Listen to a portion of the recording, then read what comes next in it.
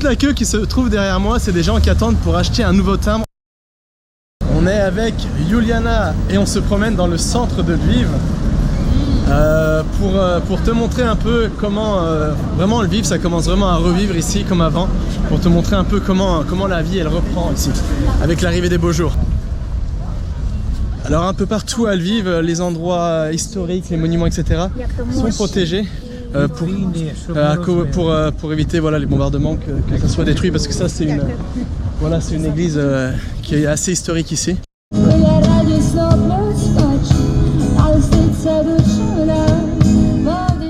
Ici c'est marqué que la version originale de cette statue qui se trouve sous la protection sera visible dès la fin de la guerre, dès la victoire plutôt.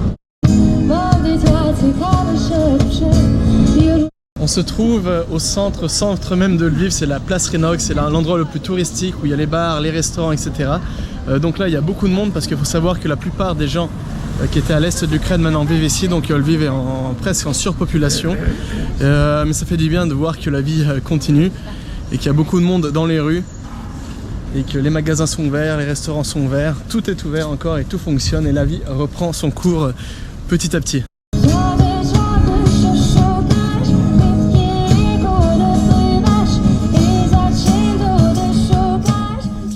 Il y a vraiment beaucoup de monde et à savoir que là on est lundi, donc il y a beaucoup de gens qui travaillent, etc. Donc le monde qu'il y a ici c'est rien de comparé au week-end. Le week-end c'est vraiment noir de monde ici, on peut même pas marcher.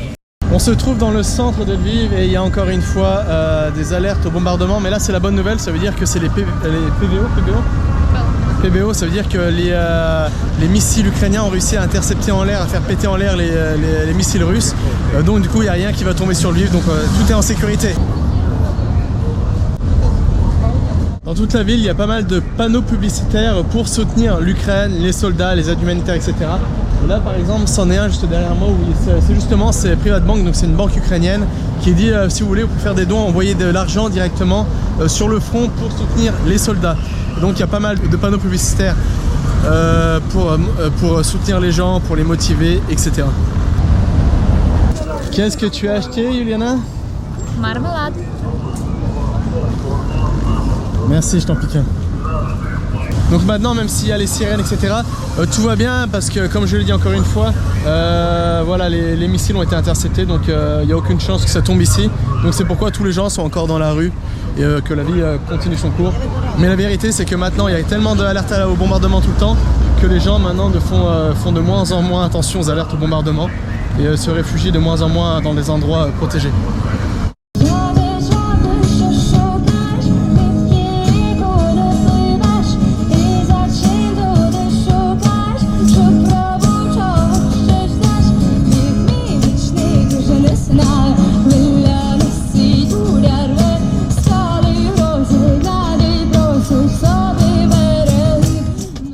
Toute la queue qui se trouve derrière moi, c'est des gens qui attendent pour acheter un nouveau timbre. En fait, Zelensky, l'administration ukrainienne, vient de sortir un nouveau timbre, comme le timbre qui était vraiment très connu, le navire russe va te faire foutre. Et en fait, là, voilà, il y a un nouveau timbre et tous ces gens essayent de l'acheter, sûrement pour la suite, pour les revendre, parce que le dernier timbre se vend déjà aujourd'hui à quelques centaines d'euros. Donc c'est un bon investissement.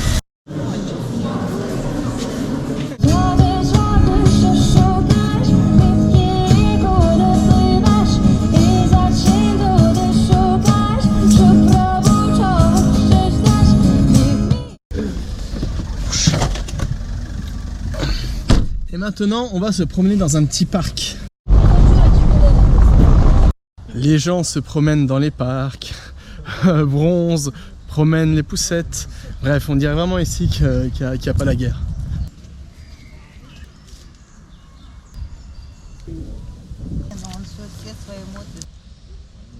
Avec les beaux jours reviennent les fameuses glaces.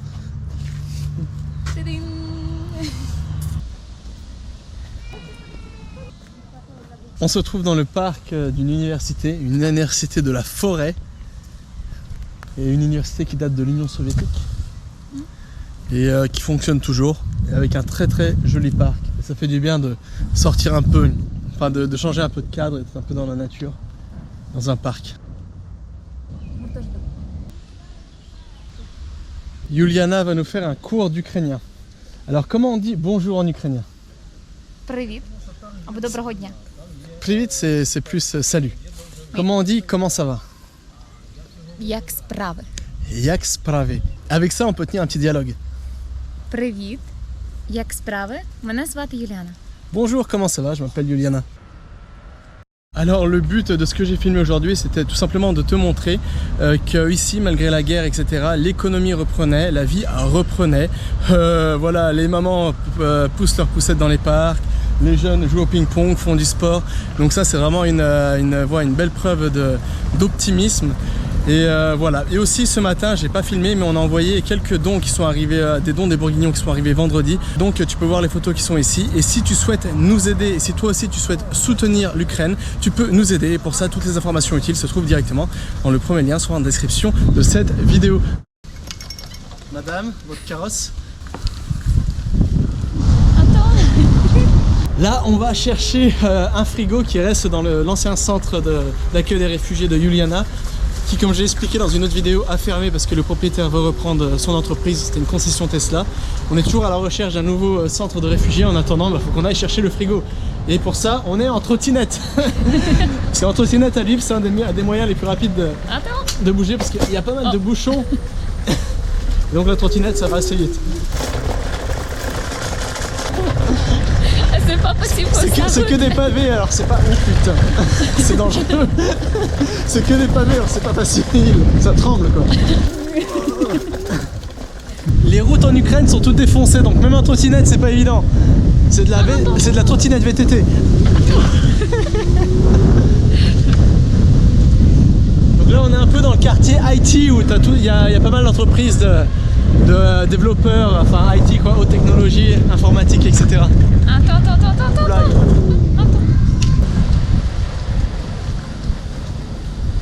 Et n'aie pas peur, on va pas ramener le frigo sur la trottinette.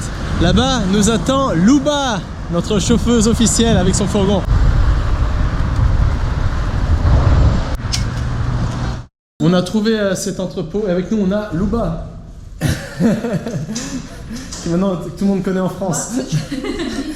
Alors voilà, on a trouvé cet entrepôt. Alors c'est pas très grand, mais ça sera suffisant pour servir d'entrepôt intermédiaire, enfin provisoire. Ça veut dire que quand on va aller chercher des dons humanitaires à la frontière en Pologne, on pourra les déposer là avant de les acheminer dans des endroits où ça sera plus utile en Ukraine, comme par exemple à Kharkiv, dans le Donbass, ou dans le sud-est de l'Ukraine, le sud de l'Ukraine, dans les zones qui sont près de la ligne de front, etc. Donc ça sera une bonne solution, et ça c'est une bonne nouvelle parce que c'était vraiment, on galérait tout le temps à trouver des endroits où stocker tous les dons humanitaires. Donc là ça va vraiment être un endroit très stratégique et très bien placé. Ça va beaucoup nous servir. Tadam! On est avec Bogdan et on va chercher le frigo.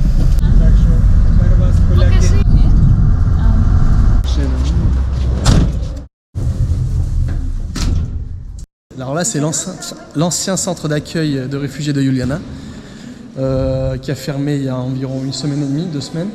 Ça fait vraiment vite parce que là il faut savoir qu'à la base il y avait du monde de partout. Ils pouvaient accueillir jusqu'à 70-80 personnes. Et c'était vraiment un endroit qui était très convivial, c'était très confortable, contrairement à d'autres, par exemple, centres d'accueil qui étaient parfois où il y avait plus de monde, où il y avait plus de bruit, plus de passages, etc. Là, c'est vraiment très confortable ici.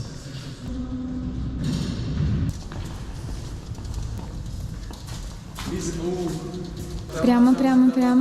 Il n'y a plus de place ici. Oh maman. Bon, et là, c'est les vestiges du centre d'accueil de Juliana qu'on va déposer dans notre nouvel entrepôt en attendant, et par la suite on va attendre, on mettra ça parce qu'on est en train d'essayer de trouver un nouvel endroit pour loger des réfugiés, ouvrir un nouveau centre de réfugiés. Donc on va mettre ça dans notre entrepôt en attendant, et par la suite on mettra ça dans notre nouveau centre d'accueil de réfugiés. Залізла. Et maintenant on va déposer tout ça dans notre nouvel entrepôt.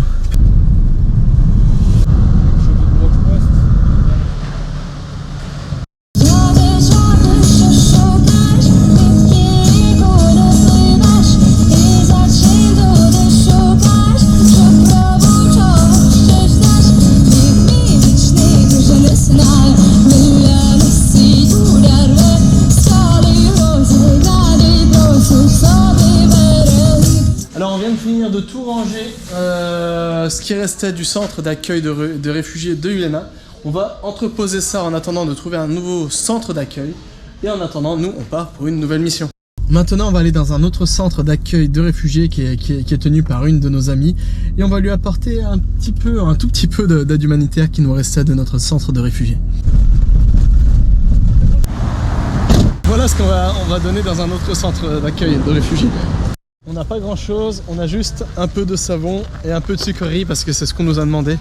Parce qu'il y a quelques réfugiés, on n'en a pas beaucoup et il lui manquait juste ça. Donc on lui apporte. À savoir que quand on a des dons, 95% des dons partent dans les endroits où il y en a le plus besoin, comme donc Kharkiv, enfin voilà, les endroits près de la ligne de front ou etc. Et bien souvent on garde 5% des dons.